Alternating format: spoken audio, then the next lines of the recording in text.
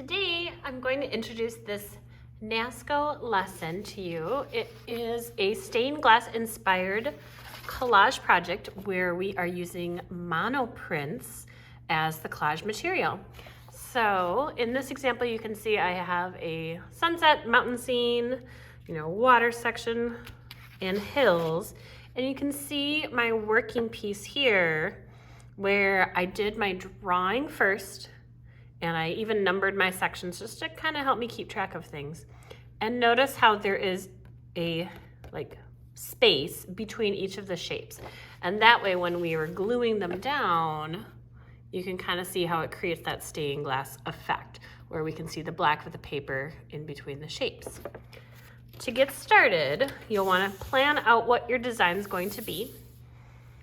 Keeping it simple, like an animal, a small gathering of items. If you want to do even a portrait would work.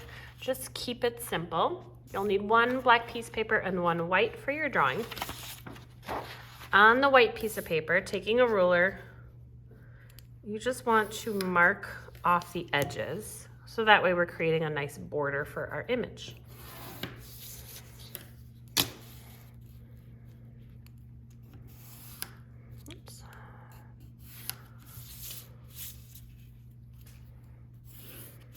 Okay, and then in this open space here, you're going to draw your design.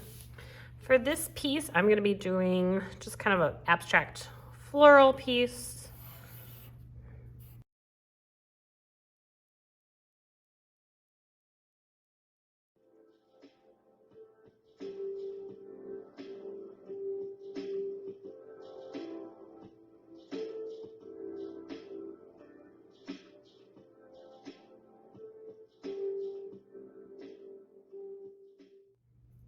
Once you get the main part of your design sketched out, you want to then go back and any parts that are touching or overlapping, you're going to change the drawing so that there is now a gap between those items.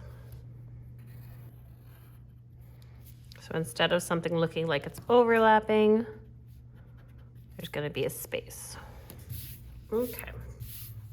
Then you can number your pieces. You can kind of keep track of, what's gonna be what. Like this is all gonna be one color. This will be a different color. This, a different color. And then these can be separate pieces. And then you can decide if you wanna do anything with the background.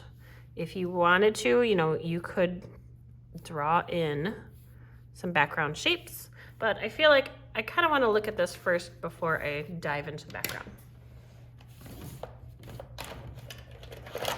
Before you begin with the next phase, get this part checked by your teacher. After your teacher approves it, you can begin to cut out your puzzle pieces. So you can see in this one, I would have had some very small puzzle pieces.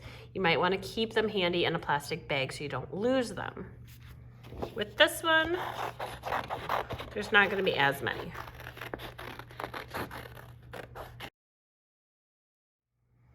After you cut out your pattern pieces, you can make a decision about how you want to do the next part.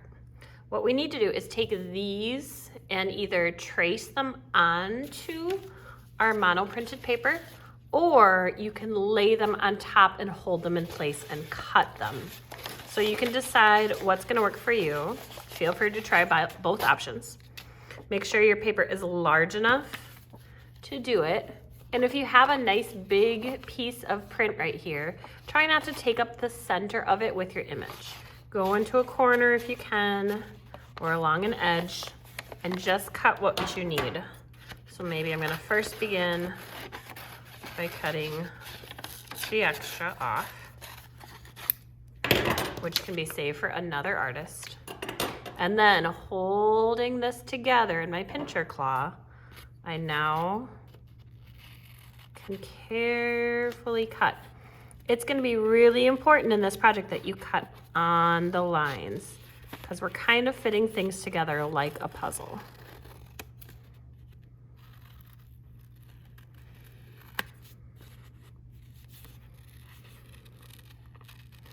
If you feel like holding it in place is too hard for you, then go to the tracing idea.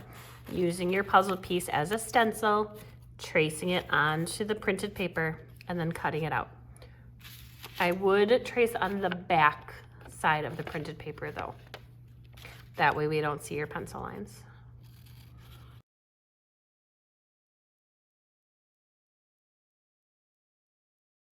Once your pattern pieces are cut out, you can discard that and keep the painted paper version. Continue this with all of your pieces. When you finish cutting all your pieces, you need to kind of go through your section, decide what we can save for somebody else to use and what we do not need to save. Clean your workspace.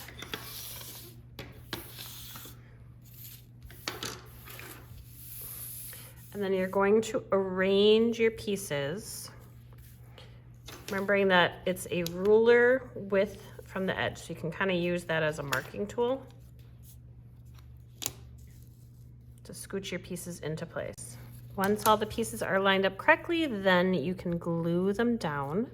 Really make sure that everything is going to stick down flat.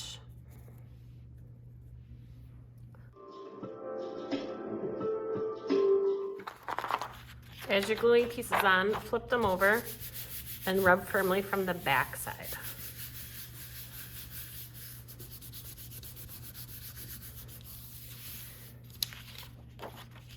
Continue this step with all of your pieces.